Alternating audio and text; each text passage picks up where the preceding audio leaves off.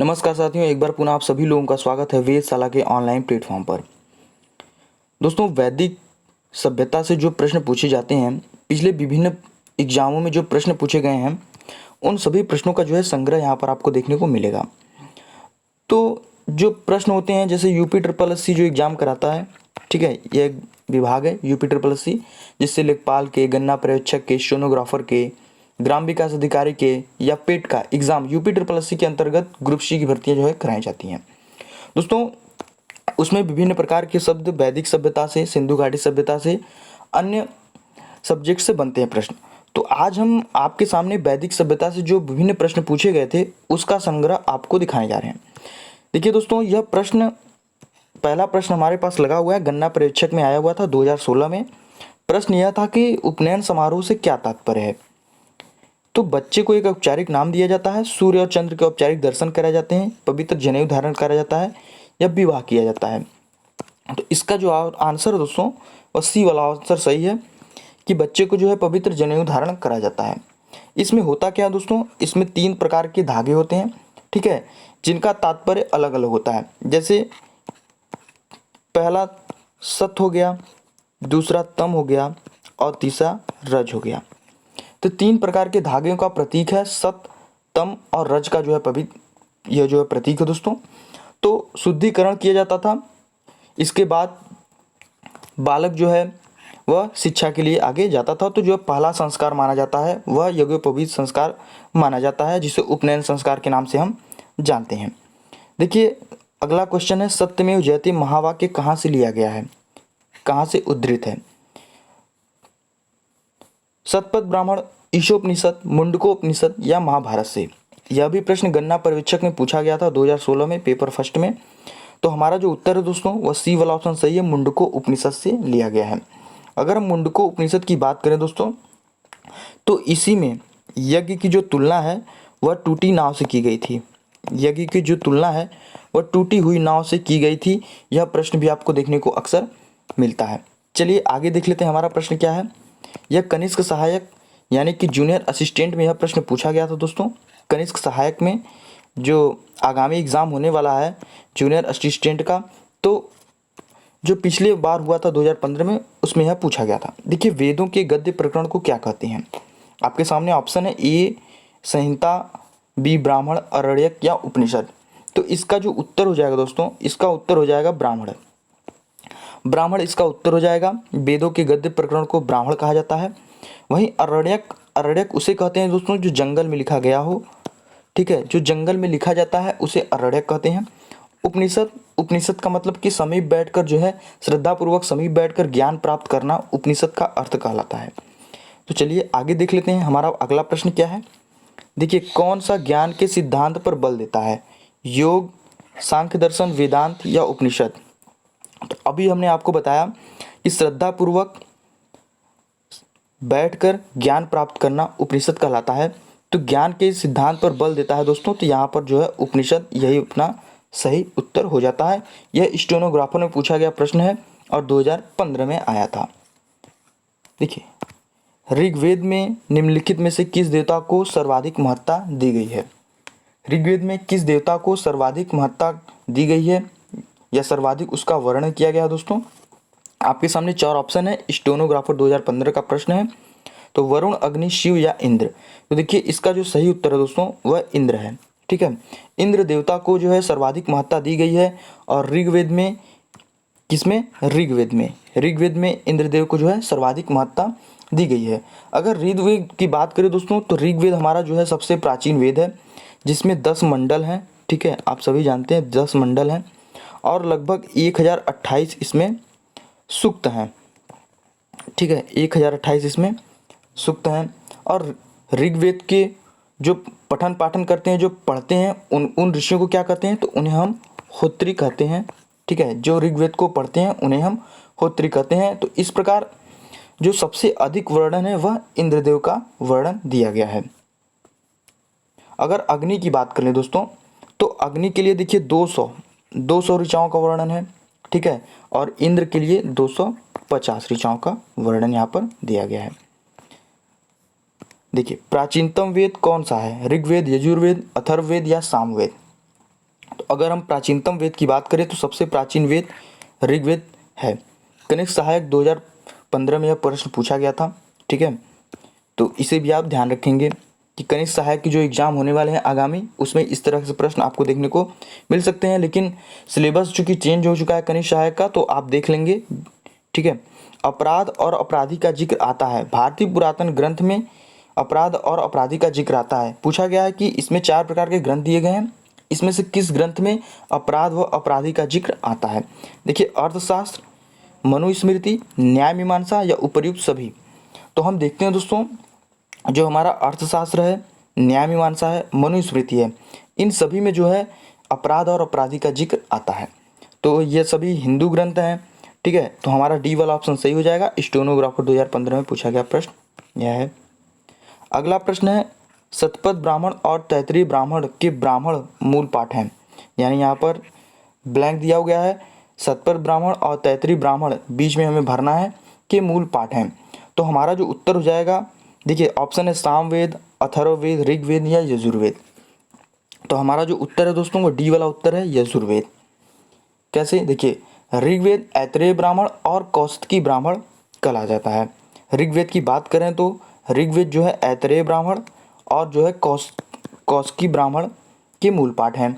और वहीं अगर यजुर्वेद की बात करें तो यजुर्वेद जो है आपका शतपथ ब्राह्मण और तैतरीय ब्राह्मण के मूल पाठ में आता है। चलिए अब हम सामवेद दिया है तो सामवेद के बारे में जान लेते हैं। इसमें जो है पंचविश ब्राह्मण जो जैमिनी होते हैं, पंचविश ब्राह्मण का इसमें मूल पाठ दिया गया है। आगे देख लेते हैं दोस्तों, बुद्ध को महापरिनिर्वाण कहाँ प्राप्त हुआ था।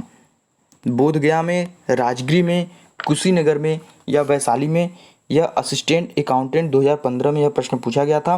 तो बोध गया, राजगीर, कुशीनगर या वैशाली में।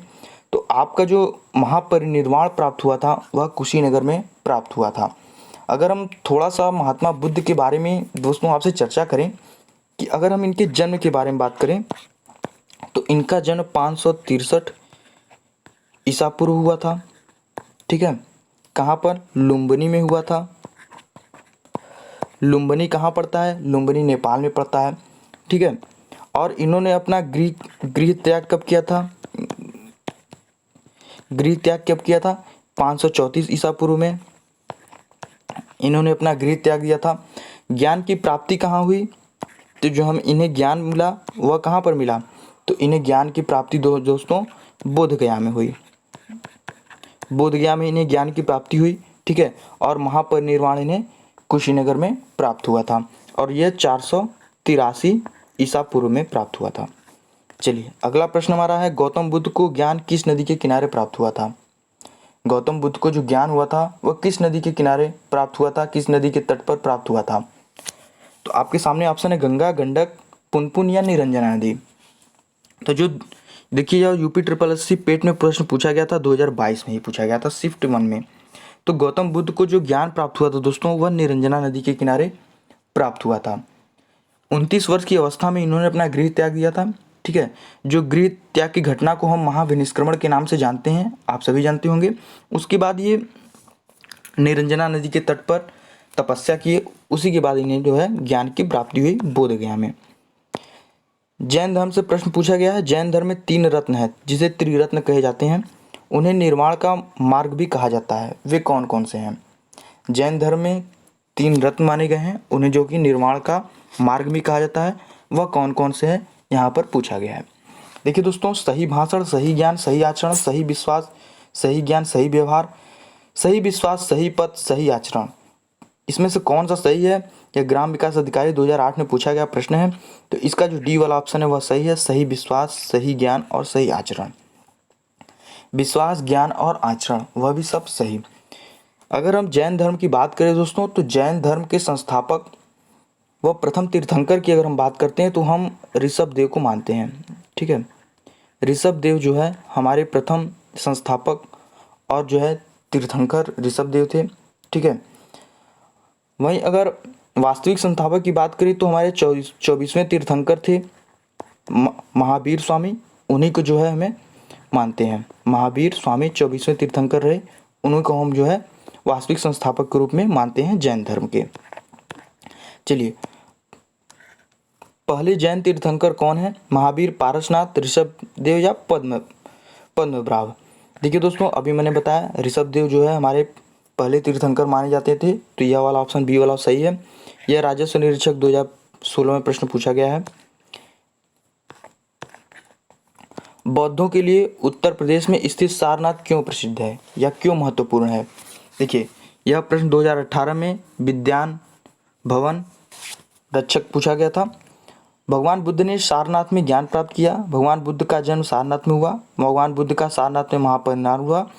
ज्ञान प्राप्त करने के बाद भगवान बुद्ध ने सारनाथ में अपना पहला उपदेश दिया। तो इसका जो उत्तर है दोस्तों वह डी वाला है, सही है।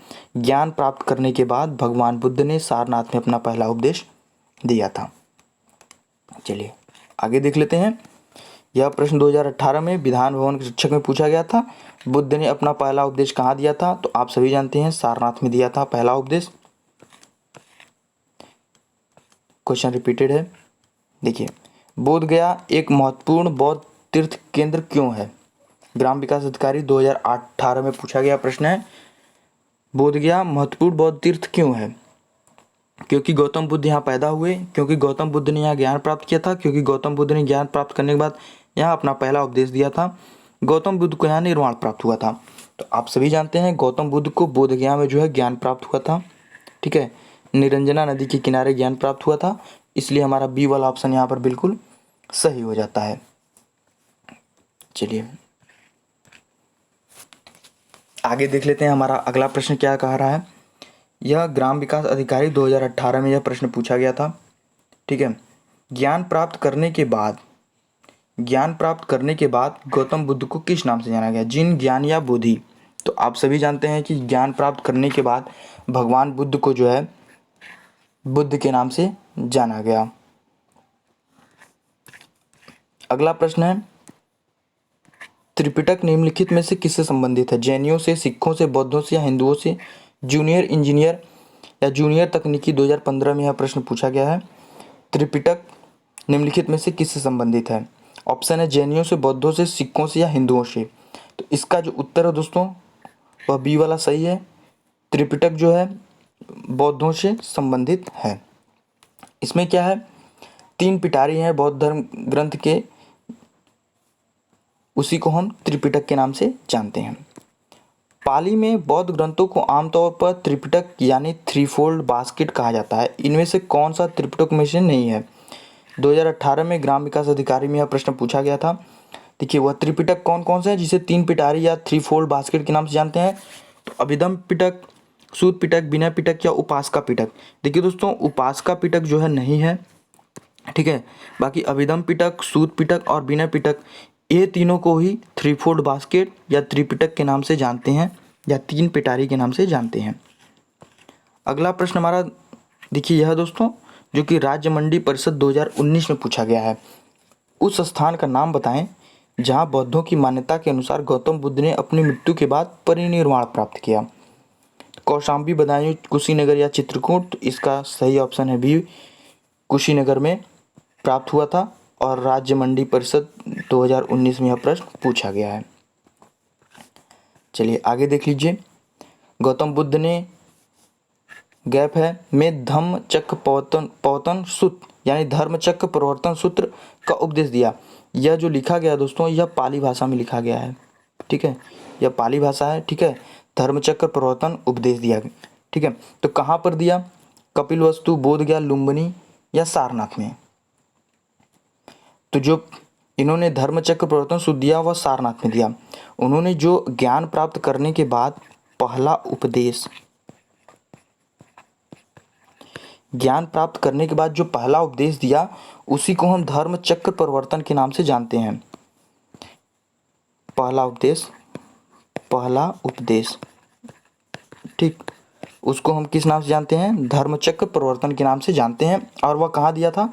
सारनाथ में दिया था। ठीक, कनिष्क सहायक 2019 में प्रश्न पूछा गया है।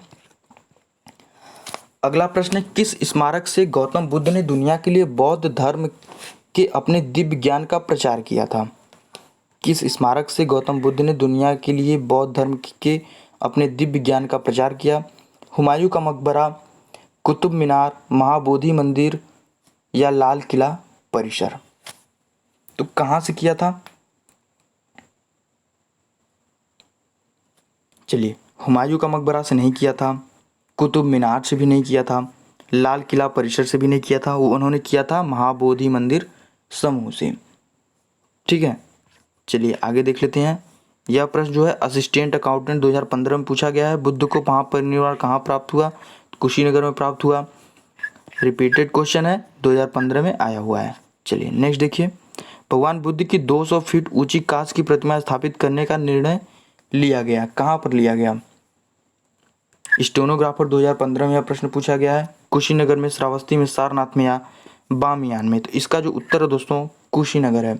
तो दिसंबर 2013 में अगर हम बात करें तो दिसंबर 2013 में उत्तर प्रदेश के पूर्व मुख्यमंत्री जब अखिलेश यादव ने मैत्रेय परियोजना के तहत जो है 200 फीट ऊंची प्रतिमा स्थापित करने का निर्णय लिया गया है। ठीक है, तो इसका जो संचालन है 2019 से पुनः स्टार्ट कर दिया गया, पूर्ण नहीं हो पाया था, लेकिन 2019 से इस पर फिर से काम स्टार्ट हो गया, इसको पूरा कर दिया गया है। चलिए देखिए, 6वीं शताब्दी ईसा पूर्व में जैन और बौद्ध ग्रंथों में कितने महाजनपदों का उल्लेख किया गया है? 12, 16, 20 या 24? कितने जो महाजनपद थे? 16 अंग, अवंती, अस्मक, काशी, कौशल, कंबोज, कुरु, पांचाल, चेदी। तो इस प्रकार से कुल 16 महाजनपद थे। ठीक है, तो 16 महाजनपद थे, तो हमारा बी वाला ऑप्शन जो है सही हो जाता है। ठीक है, 6वीं शताब्दी में जैन धर्म, बौद्ध धर्म में जो है 16 महाजनपद का उल्लेख था। वही बौद्ध ग्रंथ अंगुत्तर निकाय और जैन धर्म भगवती सूत्र में इसका उल्लेख किया गया है। फिर से रिपीट कर दे रहा हूँ दोस्तों कि बौद्ध ग्रंथ के अंगुत्तर निकाय और जैन धर्म के भगवती सूत्र में इसका जो है उल्लेख किया गया है। यह वन रक्षक में पूछा गया प्रश्न है। देखिए, किस स्थान पर प्रथम बौद्ध संगीति आयोजित हुई? ये पेट में पूछा गया है, पेट 2022 में पूछा गया है। प्रथम बौद्ध संगीति कहाँ पर आयोजित हुई थी? तो प्रथम बौद्ध संगीति जो आयोजित की गई थी वह दोस्तों राजगीर में की गई थी। अगर मैं आपको एक ट्रिक बताएं, RVPK यानी पहली बौद्ध संगीति राजगीर, दूसरी वैशाली, तीसरी पाटलिपुत्र और चौथी जो है कश्मीर में। तो पहला यहाँ पर, दूसरा जो है कि वैशाली में, तीसरा पाटलिपुत्र में और चौथा कश्मीर में आयोजित किया गया था। अगला प्रश्न देखिए दोस्तों, यह भी यूपी SSSC पेट में पूछा गया प्रश्न है। ठीक है, शिफ्ट 2 में पूछा गया था। तो गौतम बुद्ध ने सारनाथ में अपना पहला उपदेश दिया किस मुद्रा में? भूमि स्पर्श मुद्रा में, अभय मुद्रा में, ध्यान मुद्रा में या धर्म चक्र प्रवर्तन के मुद्रा में? तो अभी मैंने आपको बताया दोस्तों कि जो उन्होंने अपना पहला उपदेश दिया था वह धर्म चक्र प्रवर्तन मुद्रा में दिया था, यानी उनके जो पहला उपदेश को हम धर्म चक्र प्रवर्तन के नाम से जानते हैं। अगला प्रश्न, जैन धर्म का सबसे महत्वपूर्ण मौलिक सिद्धांत क्या है? जैन धर्म का सबसे महत्वपूर्ण मौलिक सिद्धांत क्या है, यह पूछा गया है।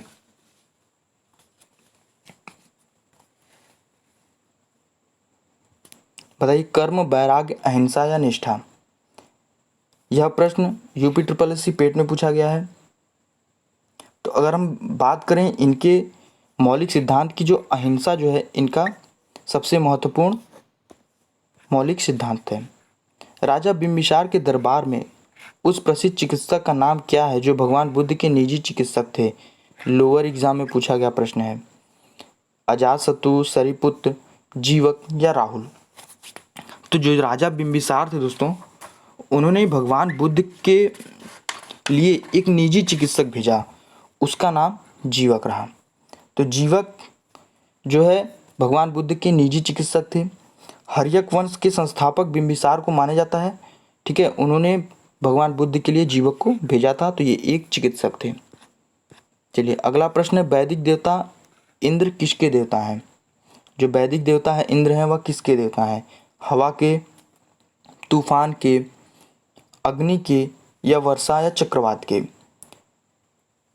तो जो इंद्र देवता हैं वह वर्षा व चक्रवात के देवता हैं। जूनियर इंजीनियर तकनीकी 2016 में यह प्रश्न पूछा गया है। अगला प्रश्न है, कौन सा उपवेद नहीं है? धनुर्वेद, आयुर्वेद या योग वेद? कौन सा इसमें जो है उपवेद नहीं है? तो देखिए दोस्तों, योग वेद जो है उपवेद नहीं है, इसलिए हमारा डी वाला ऑप्शन यहाँ पर सही हो जाता है। उपवेदों की बात करें दोस्तों तो उपवेदों की संख्या जो है 4 है। कितने उपवेद हैं? 4 हैं। कौन कौन से? पहला आयुर्वेद है, ठीक है। दूसरा गंधर्व वेद है, ठीक है। तीसरा हमारा हो जाता है धनुर्वेद, ठीक है, धनुर्वेद हो जाता है। और हमारा जो चौथा है वह शिल्प वेद है,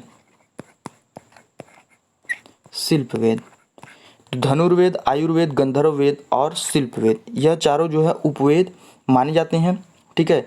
योग वेद यहाँ पर उपवेद नहीं है, ठीक है।